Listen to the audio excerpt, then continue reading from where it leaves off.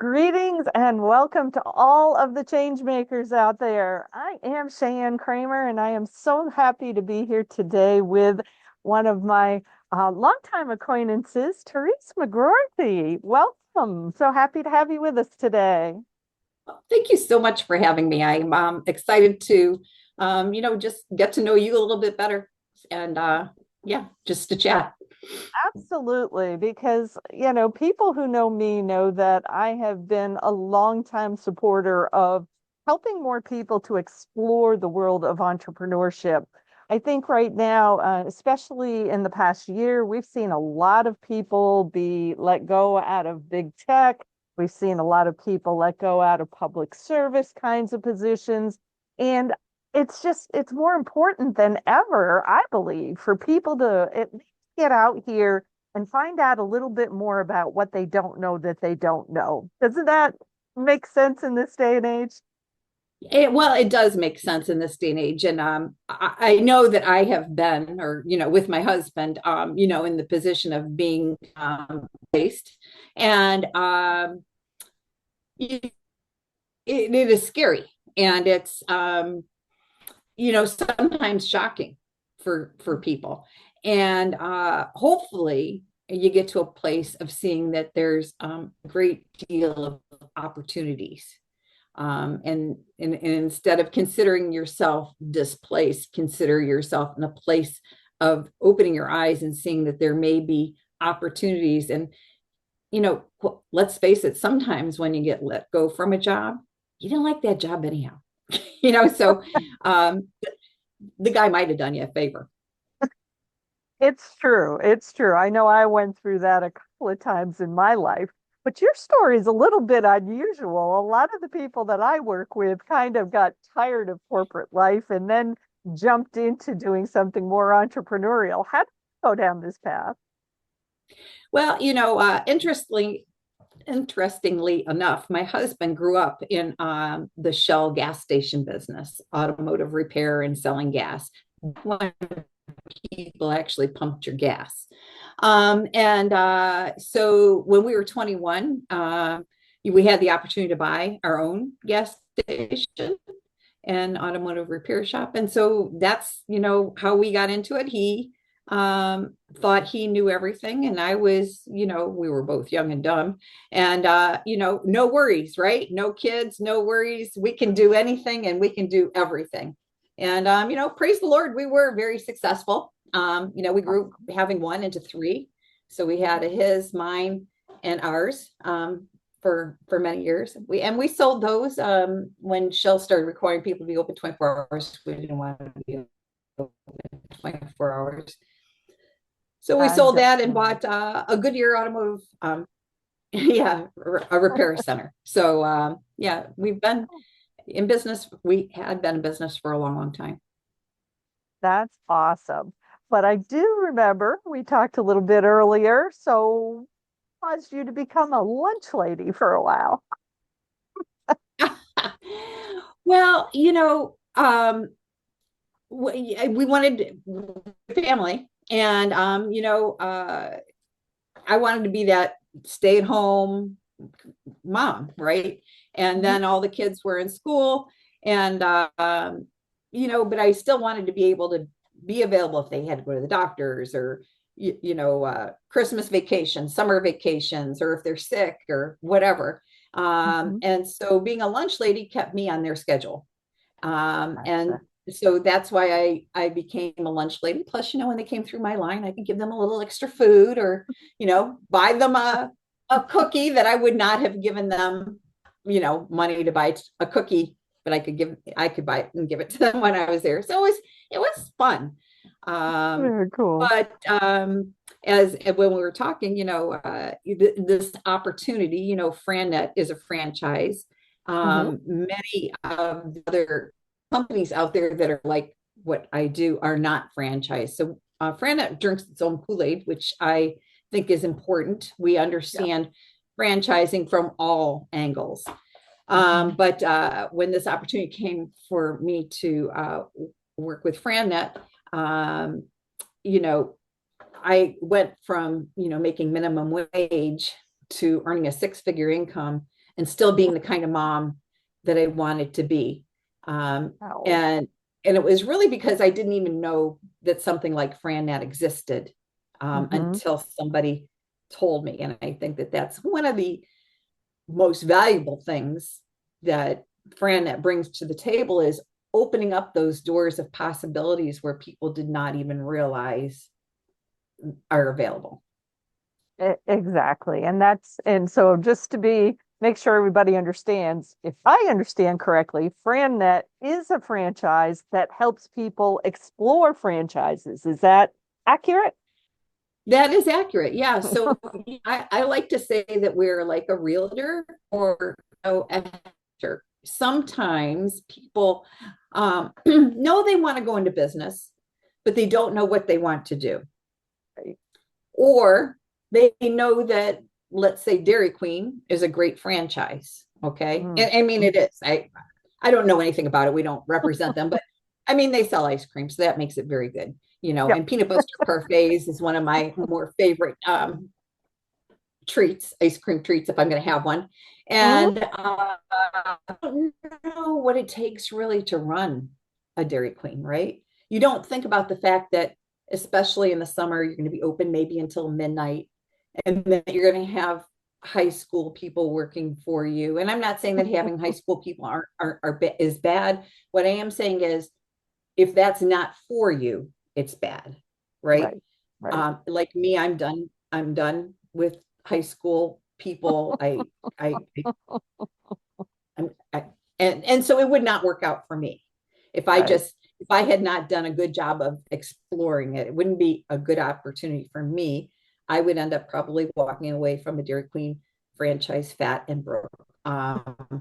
So, but so what we do is start at the ground floor and build a business model that takes into account your personality. What business characteristics are you looking for? What do you want a business to do for you? What are you willing to do for your business? For instance, how many employees do you want?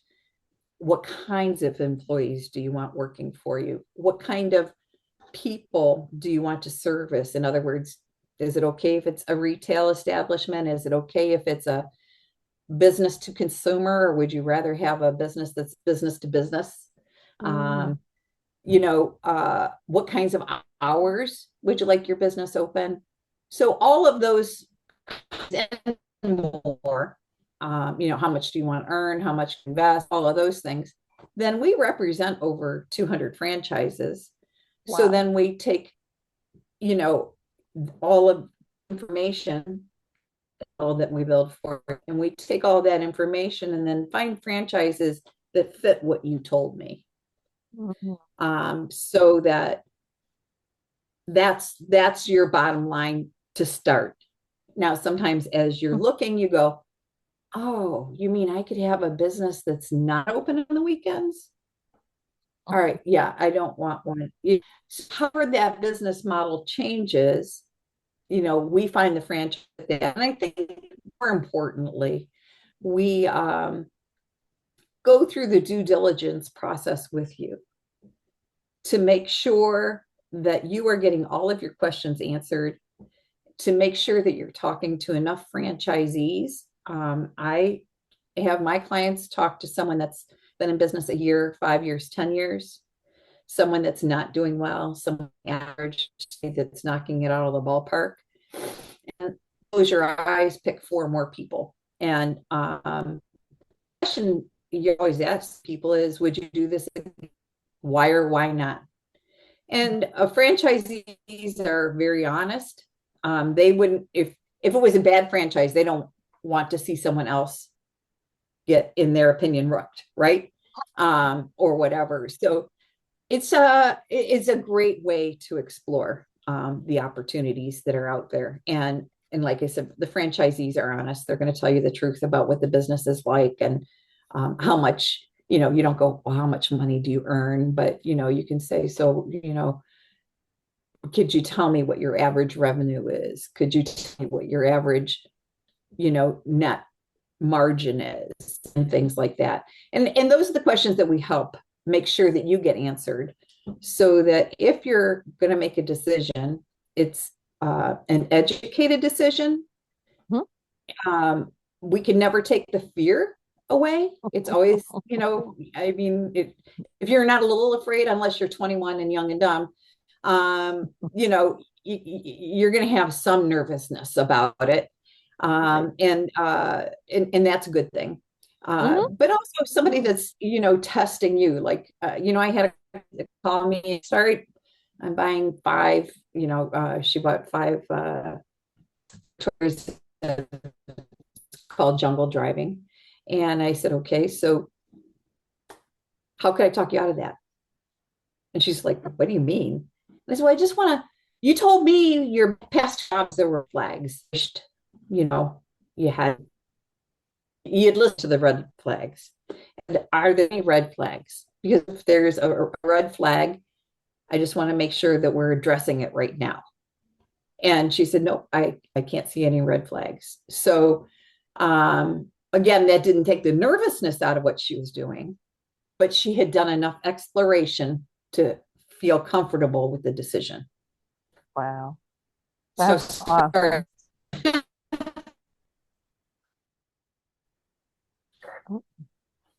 Okay, so here's a question that comes to my mind is when you're representing a franchise, then is it always that somebody is going to have to start one up from ground zero, or do you ever help them get into one that is being perhaps sold by another operator? sometimes, actually, very seldom do we come across, we call those resales. Um, but yes, I just helped somebody recently. I had helped this client 9 years ago by his Certipro Painting happens to be a franchise I represent. And he bought it 9 years ago. He was ready to sell, and I helped him sell it. So yeah. Cool deal, because I'm sure that makes a difference to at least some people's thought processes. Because I'm sure starting from ground zero is a scary thing to a lot of people, but help people understand what's different about buying a franchise versus and I know you're going to get more into this with our event, but give people a little bit of a snapshot. What's different about buying a franchise versus some kind of an independent startup? Well, an independent startup, scratch, like if we were talking, if somebody is doing something, maybe turning their side hustle into a full blown startup, maybe, right? Mhm. One of the things that's difficult about that, I mean, it all depends on your mindset, right? But when you're starting from ground up, you get to make all the rules, you get to make all the processes. So you have say in everything. Now there's good and there's bad. It all depends on your mindset.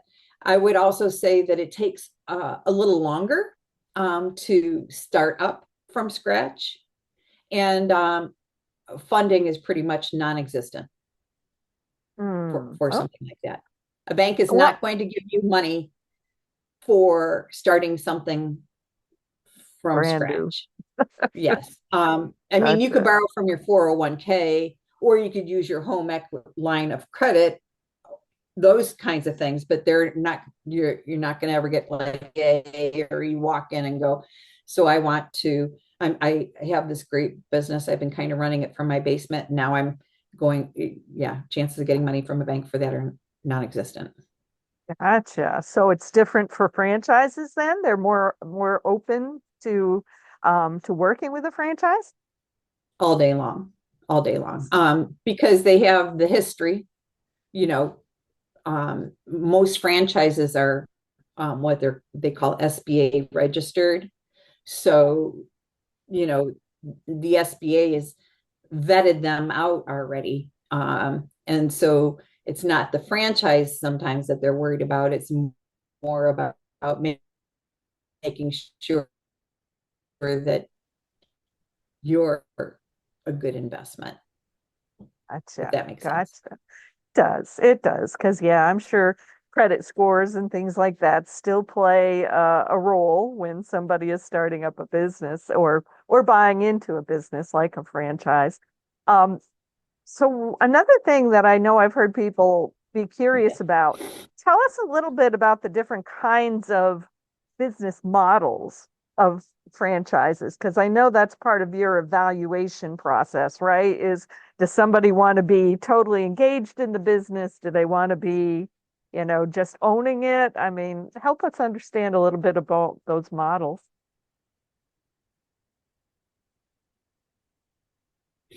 Um, you could have a full-blown retail. A myth that we could bust right now is that franchises are more than hamburgers, French fries, pizza, subs, right? Yeah, Everybody. um, so, um, I mean, like I said, I'm a franchise. You wouldn't even know that I'm a franchise or that I exist. And I am a standalone. I don't have any employees, and that is by design. Um, and then there's, something like, CertaPro painting, where, you just need a small office, and you bring on actually subcontractors. They're not even your employees. And ah, they're people that you work with on a regular basis, right, so it's right. not like you just go out to the day thing. They're people that know how to paint, and they paint well. Um, but they're business owners themselves, but they don't want to go get the jobs. They're not good at quoting the jobs. So, they pair up together, and you don't really have any Nice, employees. nice. There's also things that are, as you mentioned, semi-absentee, which I like to call semi-involved. When people hear semi-absentee, they tend to think that that means that they don't need to work. Um, and you still need to, right? I Yeah. mean, typically minimum 15 to 20 hours a week of managing a manager. So you could keep your day job and have a franchise, Oh, and manage a manager. If gotcha. you're, if your day job is flexible enough that you could do that, many people do, and it works successfully. Hmm. And then there's, owner operator, where, you are, wearing all the hats, like home health care. You hire people to do the home health care work. You hire people to train all of those things. So there's a wide variety of opportunities out there. Gotcha. Well, then you busted the one about burgers and pizza, but what other kind of myths do you hear when people are talking about franchises that just Oh, ain't true? yeah. Well, I would say another myth buster is you have to have experience. People have a lot, just because you've been in tech forever, or you've been in HR forever, you don't have to go into that kind of business again. And sadly, in corporate America, that is the only, if you've been in HR forever, they want somebody that's going to come in, put a round peg in a round hole, and let's get back to work, right? Yep. Um, but you have transferable skills. And if you're good with people, and you like to build a team, you can get into many different franchises, and because that's what franchising is about, is building a team, helping other people, helping your community, is one of the things that I love. The small business people are the ones that give a lot back to the community, right? True. um, so that is one. Another myth is that it costs $1 million, to go into business, buy a franchise. And really, there are some franchises that are, between that 50 to $100,000 range, that are nice. And then there's some between that 100 to 250, which is probably the sweet spot. Hmm. And then on up from there. But I very seldom help anybody that spends really more than $250,000. Okay. And people think, oh, I don't have $250,000. No, you don't need to have $250,000. You need to have some liquid money um, to, be able to get that SBA loan. Mm. So if let's say the business is $100,000, um, you probably need to have at least $30,000 cash to go for the SBA loan.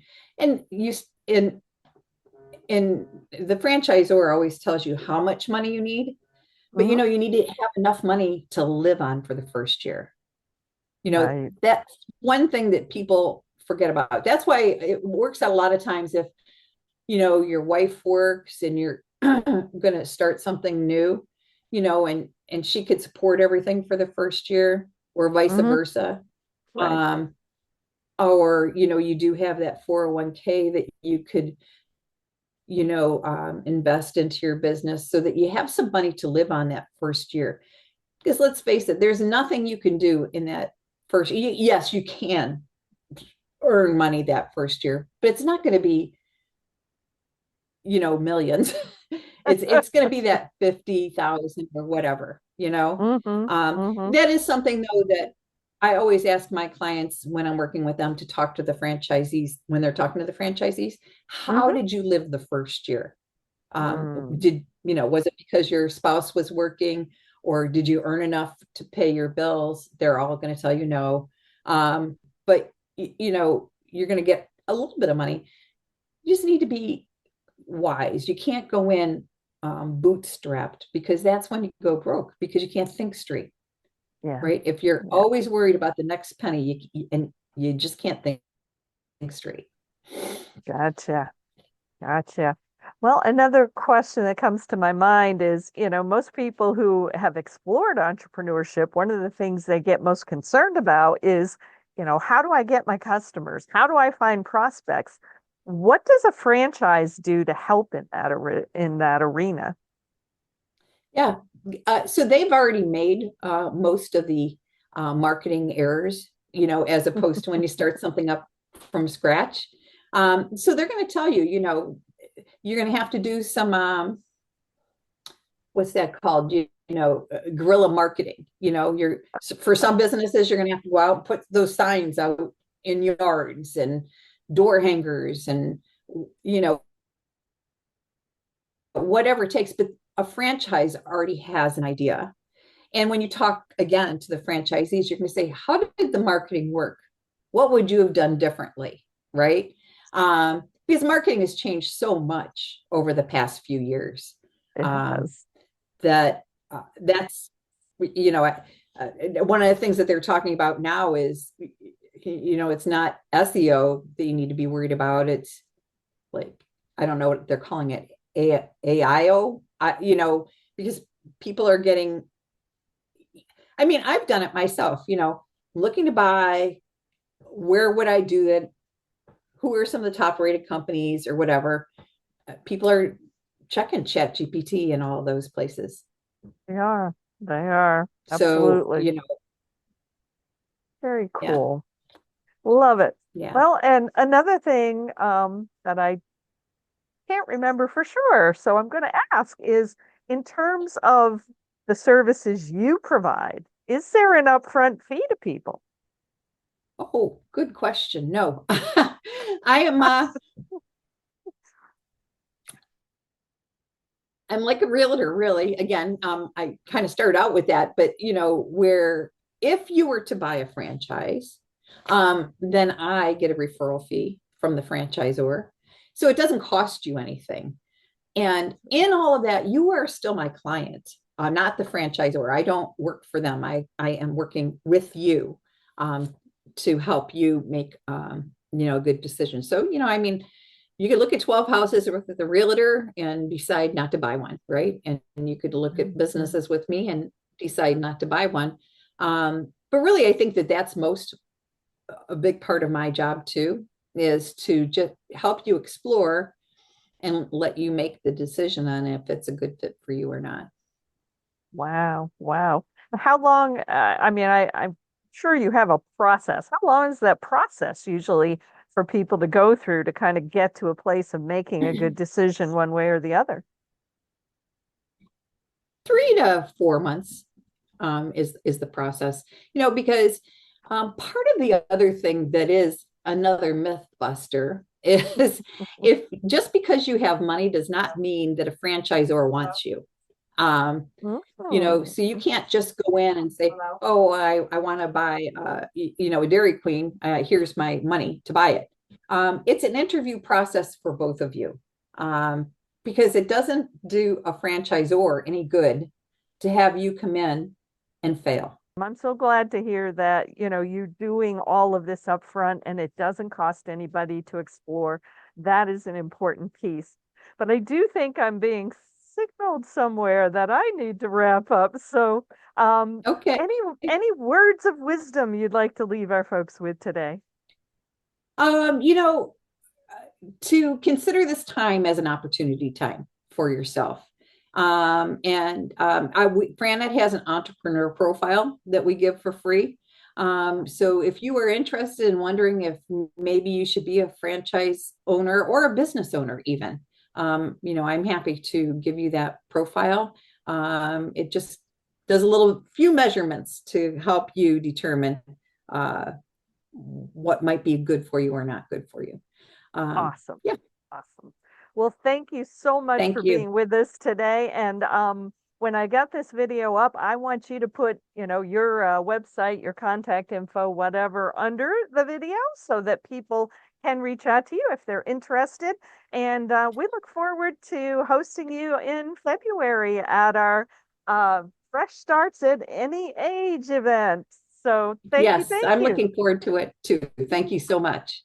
Awesome. Have an amazing day. And all of our folks who watch and listen, we hope you have an amazing day as well. Take care.